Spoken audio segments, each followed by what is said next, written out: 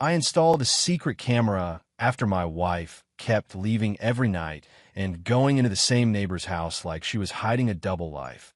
But when I watched the footage, the truth hit harder than I ever could have imagined. But before I begin, please like and subscribe to the channel. And we'd love to hear which part of the world are you joining us from. Let us know. Now, let's dive into today's story. Roy Mercer was not the kind of man who drew attention to himself. He drove a 10-year-old pickup truck with a small dent above the rear wheel well that he kept meaning to fix. He wore the same style of work boots every season, steel-toed, dark brown, resoled twice. He had a routine, and he kept to it. He worked as a maintenance supervisor at Kellerman Industrial, a manufacturing plant 14 miles outside Spokane, Washington. It was not glamorous work. It was not the kind of job you described at dinner parties. But it was honest, and Roy understood honest work the way some people understood music, instinctively, deeply, without needing to explain it to anyone. He managed a crew of 9 men. He scheduled repairs, tracked equipment failures, and made sure a facility producing parts for agricultural equipment ran without interruption. When something broke, Roy was the first one called. When Roy arrived, things got fixed. That was the deal, and he had honored it for 11 years. The neighborhood where he and Nancy lived sat 6 miles east of downtown Spokane, in a stretch where pine trees lined both sides of the road and the houses were modest but well kept. Roy had purchased the house 4 years before he married Nancy. It was a 2-bedroom with a covered front porch and a backyard large enough for the vegetable garden he planted every spring. He had chosen it carefully. He had paid for it carefully. And he maintained it the same way he maintained everything in his life, steadily, without drama, without complaint. Nancy Mercer had not grown up with that kind of patience. She had been raised by parents who moved often and spent freely, and she carried that restlessness into adulthood like a piece of luggage she had never learned to set down. When Roy first met her, he had taken that energy for enthusiasm. She was bright and quick-witted and funny in the way that catches a person off guard, and she had a way of making an ordinary Tuesday feel like something worth remembering. He fell in love with that version of her, honestly and completely. But versions change.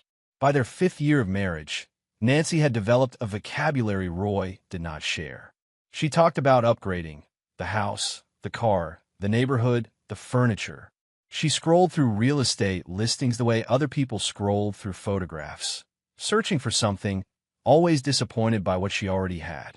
She subscribed to lifestyle newsletters and home renovation accounts, and she framed her dissatisfaction in the language of aspiration, as though wanting more was the same as working toward something. Roy never dismissed her entirely. He talked with her about budgets, about what was realistic, about what 2 people could afford on his salary from the plant, and her part-time work coordinating events for a local venue. Those conversations were patient and practical, and they went nowhere. "You think small," she told him one evening, not looking up from her phone. She was sitting in the leather recliner she had insisted on buying 18 months earlier, the one that had strained the monthly budget in a way Roy still felt. He was at the kitchen table going through a stack of bills, the electric, the water, the second mortgage payment she had pushed him to take out for the kitchen renovation. "I think stable," he replied. She made a small sound, somewhere between a laugh and a dismissal, and went back to her phone. Roy set down the electric bill and looked at her for a moment. She was not looking back. She rarely was anymore. He thought about saying more, then decided against it. There is a particular kind of silence that grows in a marriage when 2 people stop reaching toward each other. Roy had been living inside that silence for a while. He just hadn't named it yet. He gathered the bills into a neat stack, clipped them together, and went to bed. The first time Roy noticed Nancy leaving the house at night, he thought nothing of it. It was a Wednesday in late October. He was in the garage replacing the brake pads on the pickup when he heard the front door open and close. He glanced at the clock above the workbench, 9:47 p.m. He heard her car start. He heard her pull away. When she came back around 11, she told him she had gone to the gym. He nodded and went back to the equipment manual he was reading in bed. He didn't follow up on it. He had no reason to. But it happened again the following week. Wednesday again, a little before 10. And then Thursday the week after. And then twice in the same week, different nights. Roy was not a man prone to suspicion. He extended good faith the way he extended every other resource in his life, carefully but genuinely. 11 years of maintenance work had made him observant, though.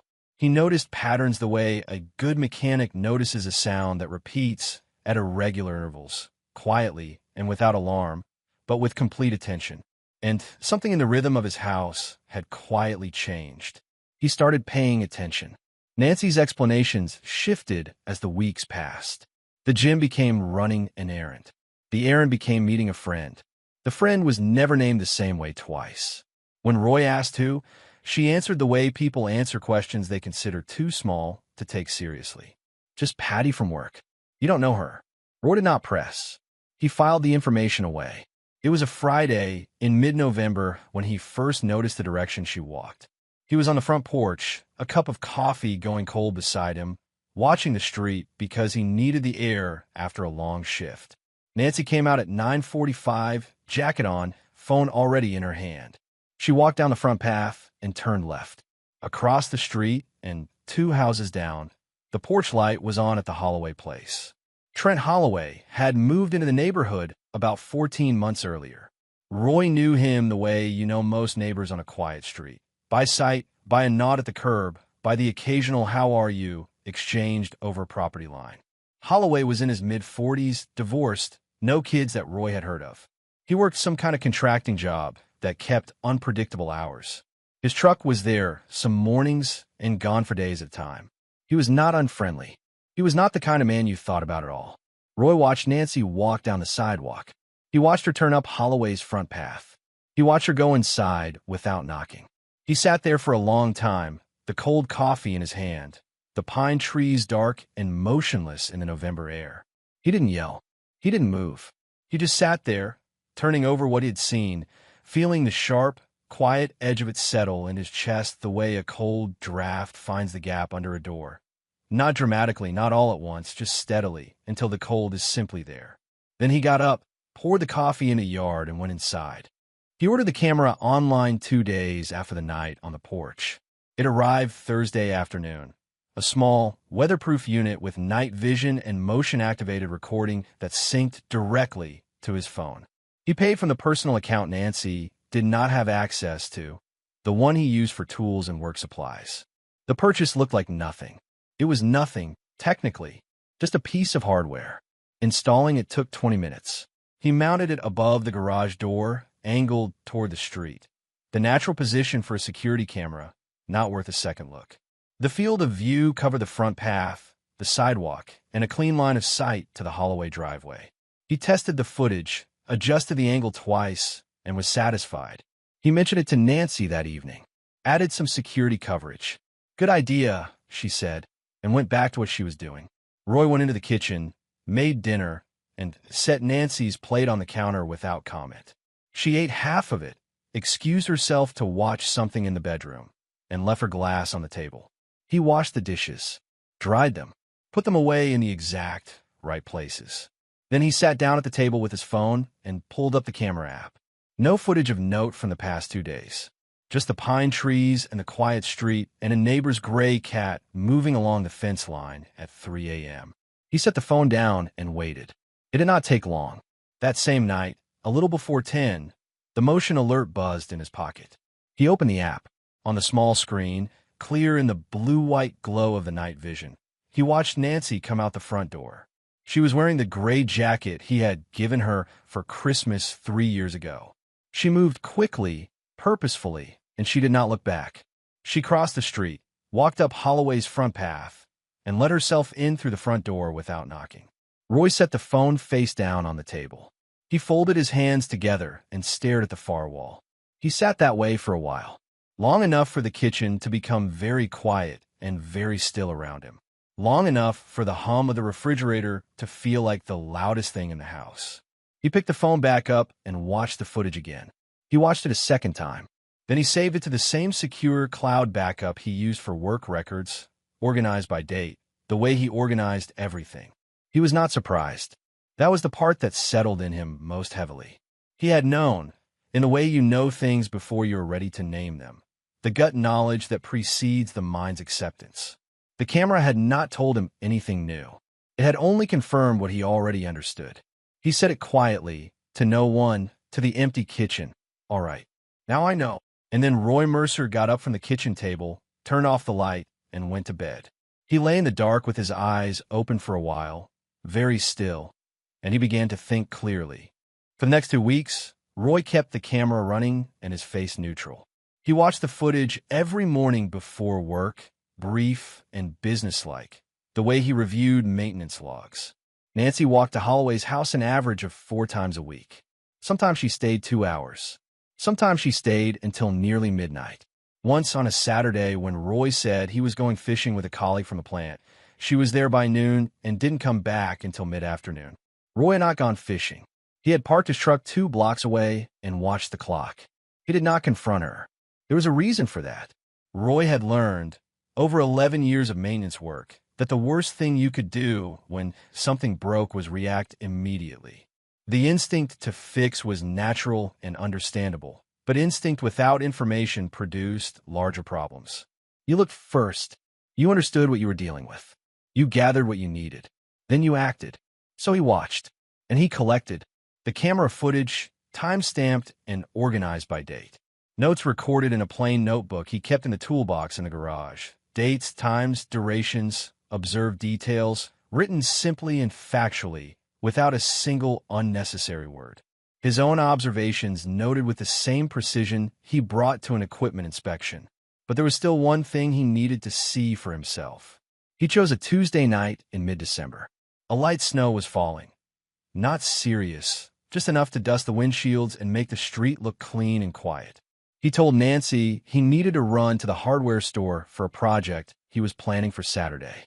She didn't ask which project. He drove around the block, parked on a parallel street, and walked through the snow to the back edge of Holloway's property. He stayed along the hedgerow at the property line. He stood in the cold with his hands in his jacket pockets and watched the back of Trent Holloway's house. The kitchen light was on.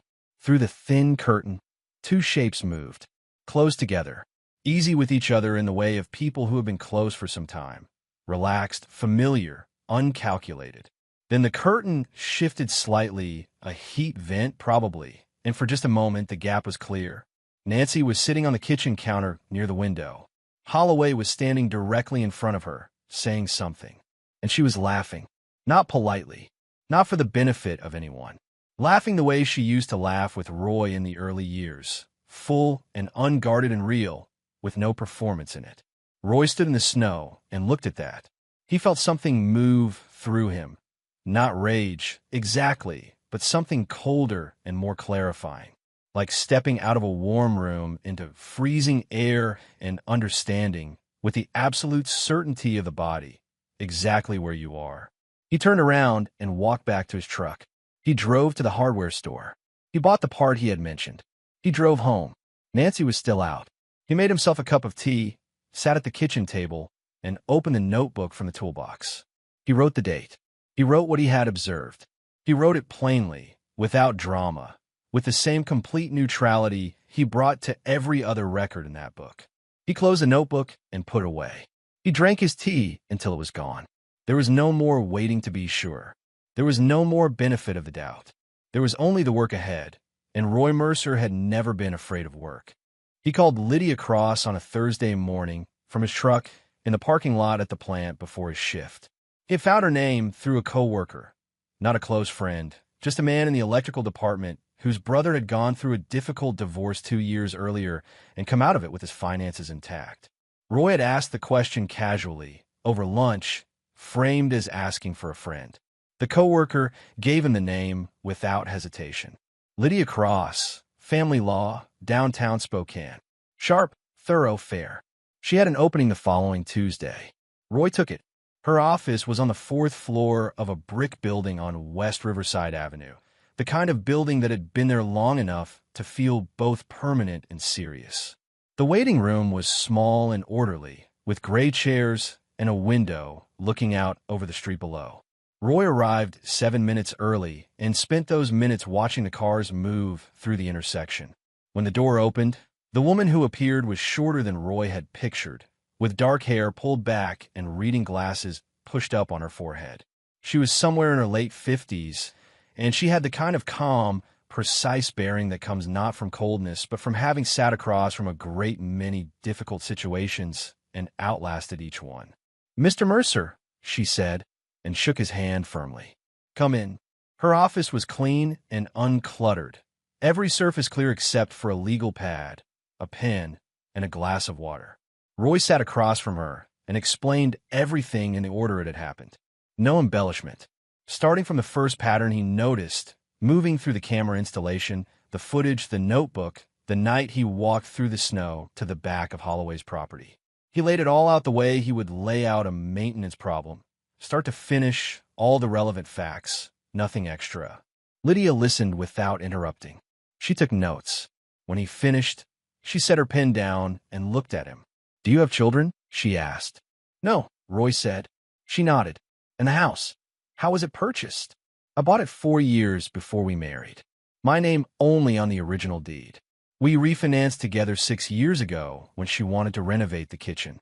Her name was added to the mortgage at that point." Lydia made a note. "Do you have the original purchase documents?" "In a fireproof lockbox at home. I can have them here by the end of the week." "Good." She looked up. "What are you hoping to achieve, Mr. Mercer?" Roy didn't hesitate. "I don't want drama," he said. "I want out, and I want to protect what's mine."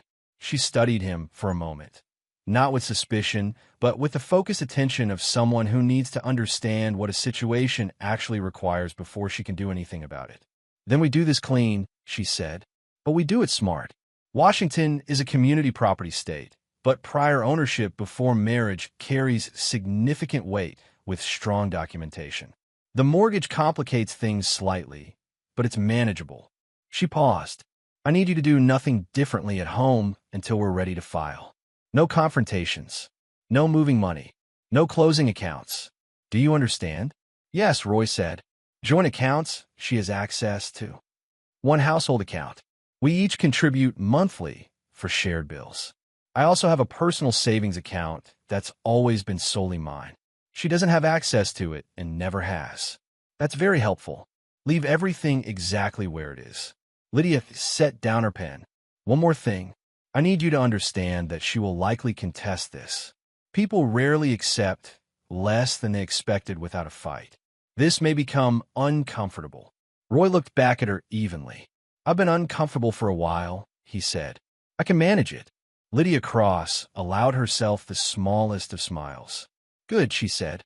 "Then let's begin." Roy drove back to the plant in time for the afternoon shift. He changed into his work clothes, reviewed the maintenance log, and spent the rest of the day replacing a failed coolant line on one of the older press units. He worked carefully and without distraction, and by the time the shift ended, the press was running at full capacity. It was, Roy reflected as he locked up the supply room and walked to his truck, a productive day. Lydia needed 3 weeks to prepare. Roy gave them to her without complaint. He went to work. He came home. He ate dinner across the table from Nancy, who spent most meals looking at her phone or talking about nothing in the vague way of someone filling silence. He slept on the far side of the bed. He maintained the small, civil surface behaviors of a marriage that no longer had anything underneath them. "Good morning, drive safe, here's your mail." He watched her leave the house at night and come back 2 hours later. He recorded it in the notebook and then closed the notebook and went to sleep. He was not a man built for pretense, but he was a man who understood that some things required patience, and he was patient. On the 3rd Sunday of January, Lydia called to say the filing was ready.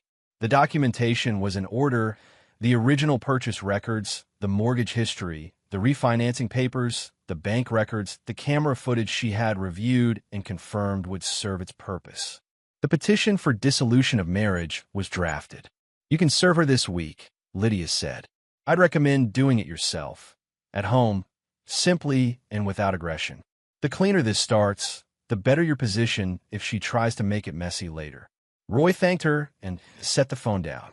He printed the documents from the laptop in his home office, the one Nancy never touched, and set the papers on the kitchen table on a Tuesday evening while she was in the shower. He sat down and waited. When she came out, she was in a robe, drying her hair with a towel. She walked toward the kitchen for a glass of water and stopped when she saw the papers on the table. She stood there a moment, as though trying to decide if she had placed them there and forgotten. Then she read the top line. She went very still. "You're joking, right?" she said. She laughed once, a short, reflexive sound with no humor in it. "No," Roy said. She stared at the papers. Roy watched the exact moment when her mind shifted from disbelief to calculation. Her jaw tightened. She set the water glass down slowly on the counter. "You're throwing everything away," she said. Her voice had changed texture, not shocked anymore, but pointed. "Over what, exactly?" Roy kept his voice level. "You stopped being my wife a while ago." The room went quiet. A car passed on the street outside. The refrigerator hummed. Her expression moved through something complex, something that might have been hurt for just a moment before it hardened into defense and then into something sharper. "I was unhappy," she said. "I've been unhappy for years, and you never did anything about it." "I know," Roy said, "and you made a choice. So did I." Her voice climbed. "You think you can leave me with nothing? After everything I put into this marriage, you're going to hand me some papers and act like it's finished." Roy did not move. He did not raise his voice. He looked at her the same way he looked at every problem that needed solving, directly, without sentiment, and without any illusion about what he was looking at. "We'll let the court decide," he said. She stared at him for a long moment. Her face was flushed. He could see the rapid rise and fall of her breathing. "Whatever you think you know," she started. "Nancy," he said quietly, "I know exactly what I know." Silence. The longest one yet. She picked up the papers and held them without reading them. Then she set them back down, turned, and walked to the bedroom. The door didn't slam. That almost surprised him. It just closed, firmly and finally, and then the house was still again. Roy sat at the kitchen table for a while longer. He was not relieved. He was not angry. He was something much simpler and more durable than either of those things. He was decided. And once Roy Mercer decided something, the decision did not waver. He put the glass she had left on the counter into the sink. He turned off the kitchen light. He went to bed. Nancy did not go to a lawyer right away. For the first week, she tried a different approach, the kind Roy recognized from the earlier years of their marriage, when disputes had a way of resolving through pressure instead of resolution. She was cold and cutting, and she moved through the house like someone performing a scene of great suffering, waiting to be asked about it. Roy did not ask. He made his own meals, kept his own schedule, and communicated with her only about household logistics, who would be home for dinner, whether the furnace filter needed changing, whether the mail had come. He was not cruel. He was simply no longer available in the way she needed him to be. And there was a fundamental difference between those two things that Roy understood, even if Nancy did not. By the second week, she had found a lawyer. His name was Garrett Finch, with an office on the north side of the city in a shopping center suite that shared a parking lot with a sandwich shop. Roy learned this from Lydia, who called to tell him that Finch had made contact and that the process was about to accelerate. "She's going to make a claim on the house," Lydia said, "and she'll argue emotional neglect and financial control as grounds to seek a larger share of marital assets." "Emotional neglect," Roy repeated. "It's a common strategy," Lydia said without judgment. "The documentation we have will matter more than her framing." The filing process took 6 weeks.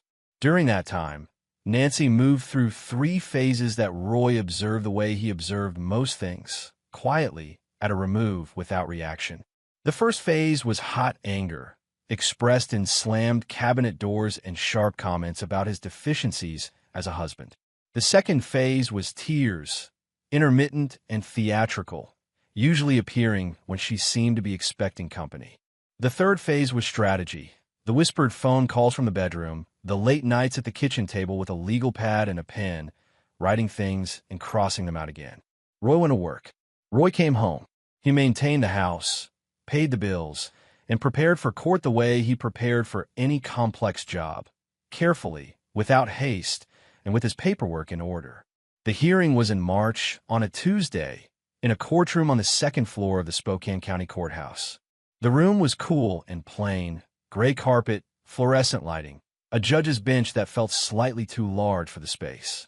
Roy wore his one good suit, the navy one he had bought for a cousin's wedding 4 years ago. He had pressed it himself that morning. The judge was named Halverson, a man in his mid-60s with a careful, methodical way of working through information that reminded Roy of the senior engineers at the plant, men who had seen enough to know that patience was a tool, not a weakness. Garrett Finch presented Nancy's case with the practiced confidence of someone who had used the same arguments many times before. Nancy had been emotionally isolated. She had been excluded from financial decisions. She had contributed to the household in ways the asset structure didn't reflect. She deserved the house, or a significant portion of its value. She deserved a substantial share of Roy's pension and savings. Nancy sat beside Finch in a dark blouse and spoke carefully when asked to, with the measured earnestness of someone who had rehearsed. She did not look at Roy once. Then Lydia Cross presented Roy's case. She was methodical and unhurried. She laid out the original purchase documents, Roy's name, Roy's down payment, Roy's mortgage, for years before Nancy was in the picture. She presented the refinancing records and showed precisely what Nancy's name had and had not changed about the equity structure. She presented the household financials, every bill, every payment, a complete and unambiguous picture of who had funded what and for how long. Then she presented the camera footage. She did not editorialize. She did not need to. The footage did what footage always does. It showed what happened and when and how many times. Dates, timestamps, a neighbor's front door, a wife who did not knock. When the footage was displayed, Nancy's composure did not collapse dramatically. She didn't stand up or raise her voice, but something in her face shifted, a tightening around the eyes and mouth, the expression of a person watching the story they planned to tell come apart in real time. Finch tried to redirect. Halverson listened. He asked questions. He reviewed the documents with the same careful attention he brought to everything else. When both sides finished, Halverson took a recess. He returned 17 minutes later. He awarded Roy the house, with a buyout provision for Nancy's marginal equity contribution from the refinancing, a figure Lydia had anticipated and that Roy had already set aside in full. Nancy's claim to Roy's pension was denied. Her claim to his personal savings account was denied. The joint household account was split evenly. She received a modest declining monthly payment for 18 months, standard for a Washington divorce of this length. It was not nothing. Roy understood that, but it was a fraction of what she had walked into that courtroom expecting. Nancy stood up from the table as the session ended. Her lawyer was already gathering papers, expression professional and closed. She looked at Roy for the first time since the hearing began, directly, steadily, and with a look he recognized immediately. It was not grief. It was not acceptance. It was an accounting. "You think you won," she said, low enough that only he could hear. Roy looked at her calmly. "I don't think anything," he said. He turned, nodded once to Lydia, and walked out of the courtroom. Outside, the March sky was pale and overcast, the kind of Spokane day that could not quite decide between snow and resignation. Roy stood on the courthouse steps and breathed the cold air for a moment. Then he walked to his truck and drove back to his house. The house that had been his before any of this. The house that was still his. Nancy moved out on a Saturday in April with a rented van and a friend Roy did not recognize helping her carry boxes. Roy was not home when it happened. He had gone to the plant to complete an equipment inspection he had rescheduled twice. When he came back 3 hours later, her closet was empty, her side of the bathroom vanity was bare, and the leather recliner was gone, leaving a square of carpet slightly lighter than the rest of the floor. He stood in the living room and looked at that square for a moment. Then he got the vacuum out, cleaned the area, and went to make dinner. In the weeks that followed, Roy heard things the way you hear things in a neighborhood where people have lived beside each other long enough to notice changes. Not through gossip exactly, but through the ambient information of proximity.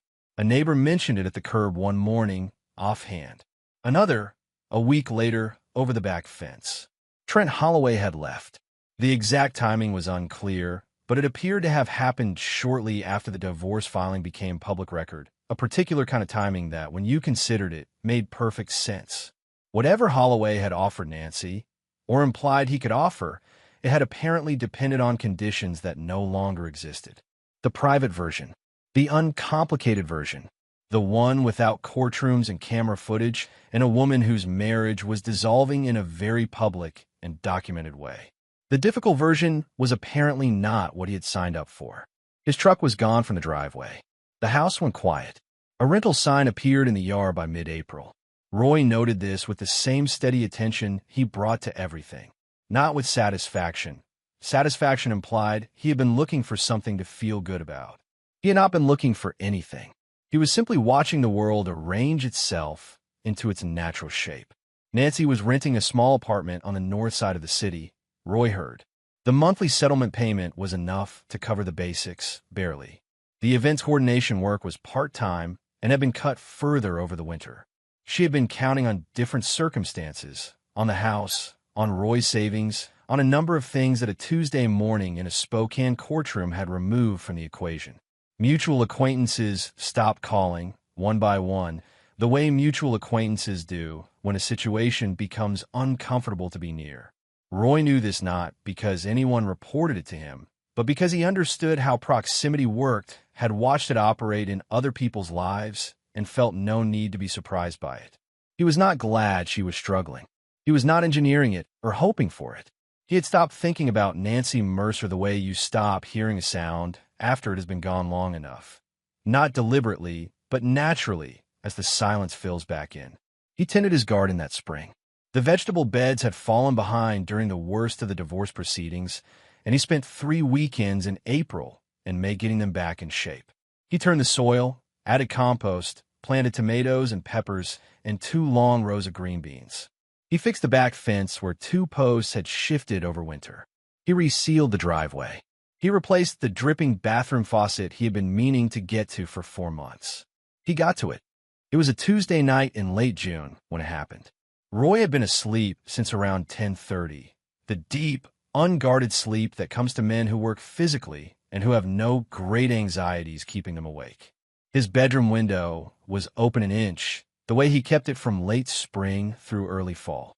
The night air was warm and smelled like pine and dry grass, and somewhere down the block a wind chime moved once and then went still. He heard something at 1:17 a.m. He knew the time because he looked at the clock the instant he woke, a habit built over years of being the person called for nighttime emergencies at the plant. The sound was at the back of the house. A faint metallic click, then silence.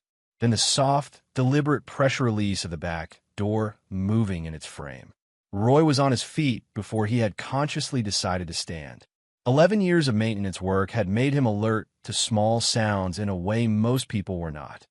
Every building had its own language of creaks and pressures and settlings, and Roy knew this house's language the way he knew his own hands. That sound was not the wind. That sound was not the house cooling. That was a door being carefully opened. He stood in the dark of his bedroom and listened. Footsteps, slow and deliberate, on the kitchen tile, that particular soft percussion the old linoleum made under careful weight. Moving toward the hallway, Roy moved silently to the bedroom door. He grabbed his key ring from the hook beside the door as he passed, a reflex without a plan behind it, just the instinct of a man who did not leave things to chance. He opened the door just enough to see down the hall.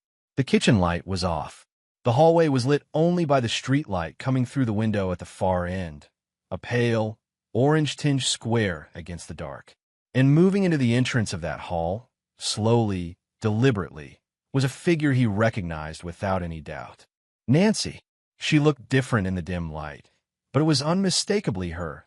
The angle of her shoulders, the way she held her head, the small physical details that years of living alongside another person carved permanently into your recognition. She was in dark clothing. She was moving with the careful, considered pace of someone who had thought about this before arriving. And in her right hand, held low against her thigh, was a knife. Roy's kitchen knife, he realized immediately, the long one from the wooden block on the counter. Roy did not panic. That was not in his nature. But something moved through him in that instant, cold and absolute and clarifying, the kind of attention that cuts away everything except the immediate facts of situation. She had broken into his house. She was holding a weapon. She had come here with a purpose. He stepped into the hallway. She saw him immediately and stopped. They stood about 15 feet apart in the dim orange light, looking at each other. Her face was not what he expected. He had expected hot, pointed anger, the kind he'd seen in the courthouse and at the kitchen table the night he served her. But this was something different. Her face was tight and exhausted, and something had drained out of her eyes that Roy had no exact word for.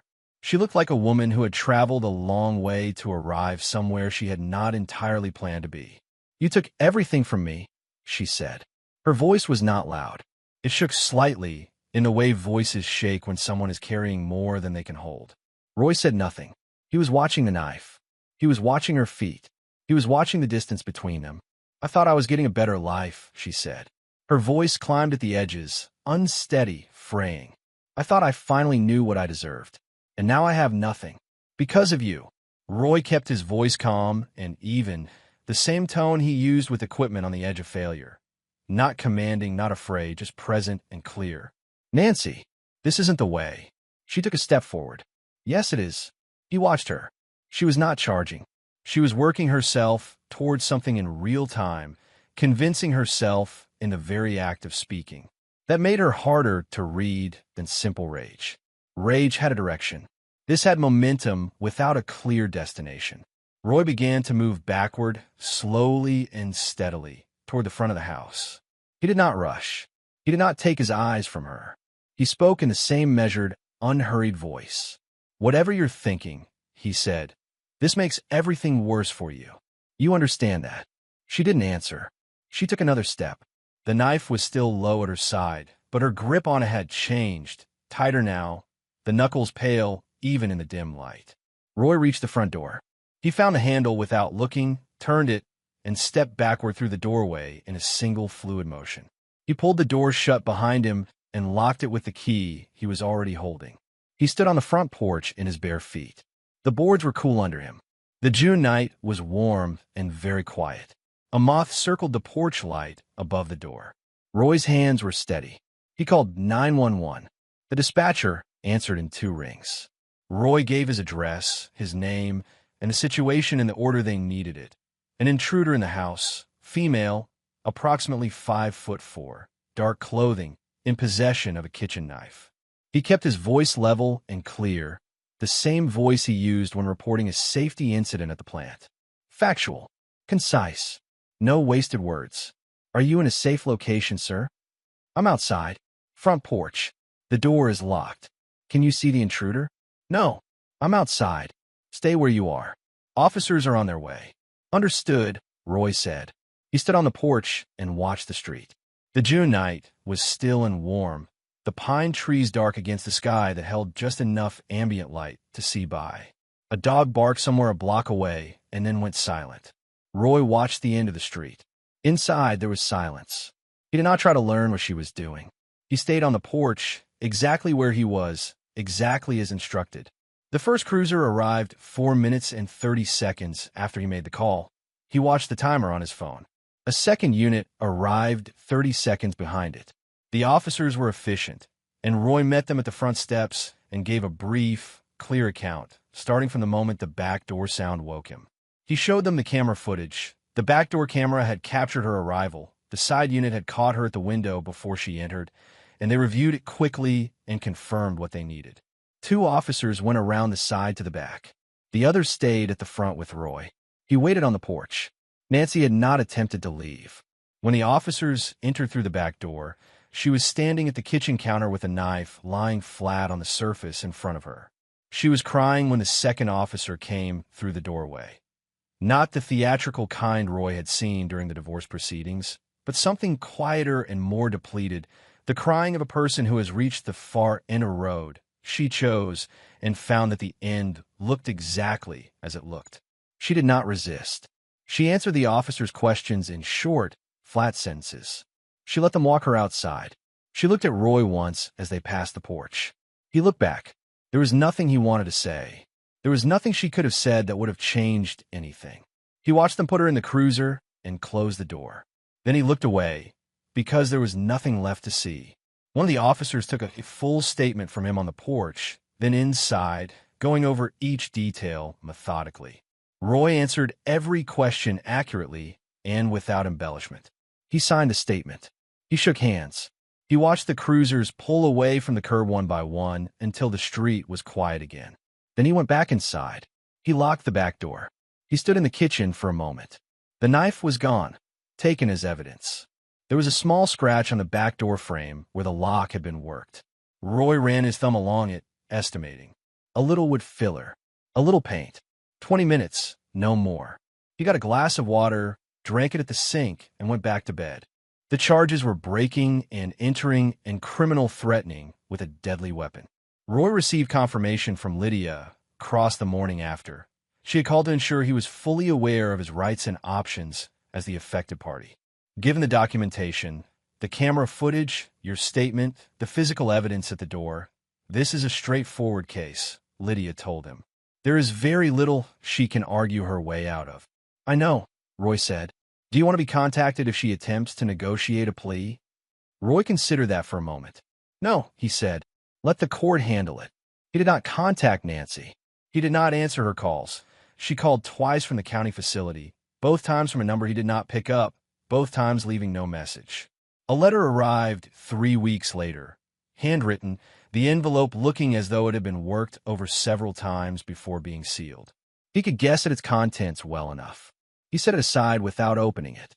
He was not in the business of reopening what was closed. The legal process moved at its own pace, the way legal processes do, methodical, slow, and indifferent to anyone's sense of urgency. Roy received updates from Lydia and absorbed them the same way he absorbed equipment reports, with attention but without drama. He kept his house. He kept his schedule. He went to work. In July, he accepted a promotion that the plant manager had been offering for 2 years, assistant director of facilities operations. It came with more responsibility, a modest salary increase, and the particular satisfaction of work that matched his capabilities exactly. He had declined the offer twice before. The first time, Nancy had been pushing for them to relocate closer to the city, and he had not wanted to deepen roots she was already trying to pull up. The second time, the divorce proceedings were consuming his attention. Now, there was nothing in the way. He said yes, and on his first Monday in the new role, he arrived at the plant at 6:30 in the morning and stood in the facility before anyone else arrived and looked at it. All of it, the entire floor, every section, every line, with a clear, quiet sense of a man taking full possession of something that had always been his. He replanted the vegetable garden in late summer, expanding it by 2 rows. He added a raised bed along the south fence for strawberries. He rebuilt the tool storage system in the garage, a proper maple workbench with pegboard backing and organized storage, the kind he had wanted for years and had always deferred. He spent 3 weekends on it, working correctly without rushing. In September, an envelope arrived from the court. Roy opened it at the kitchen table and read through it carefully. Nancy had accepted a plea. 2 years of probation, community service hours, and a restraining order that formalized the distance that already existed in practice. No prison time, which did not particularly matter to Roy one way or another. What mattered was that the legal chapter was finished. The paperwork confirmed what had been true for some time. She was out of his life, and the mechanisms of consequence were doing the work they had been built to do. He filed the envelope in the lockbox with the rest of the documents from that period, the divorce papers, the camera logs, the court records. He organized them by date and set the box back in its place. Someday he might dispose of them. For now, he kept them the way a man keeps evidence of a difficult repair, as a record of what had been broken, what it took to fix it, and what he was capable of. On a Friday evening in early October, Roy came home from work, changed out his clothes, and went out to the backyard. The evening was cooling.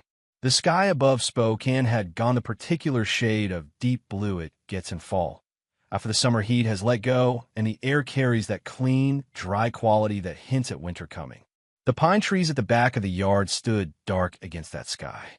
The vegetable garden had been cleared and composted. The new fence post stood even and straight along the property line. Roy sat down on the back steps and looked at his yard. He was not thinking about Nancy. He was not thinking about the courthouse or the camera footage or the night she had come through his back door holding a knife. He was not thinking about Trent Holloway or Lydia Cross or the letter he had set aside unopened. He was thinking about next year's garden, whether to expand the tomatoes or try something new, whether the raised strawberry bed would need a second layer of soil before winter. He felt, sitting there in the cooling air of that October evening, exactly like himself.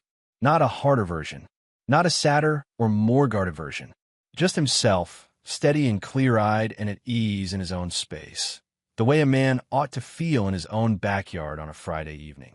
There had been a time, in the worst of it, when the house had felt like contested ground, every room carrying the low charge of a conflict that had not yet fully arrived. He remembered sitting at the kitchen table in the early mornings before Nancy woke, watching the light change in the window, feeling the weight of what was coming. Not with dread, exactly, but with the bone-deep tiredness of a man carrying something heavy over a long distance. That weight was gone.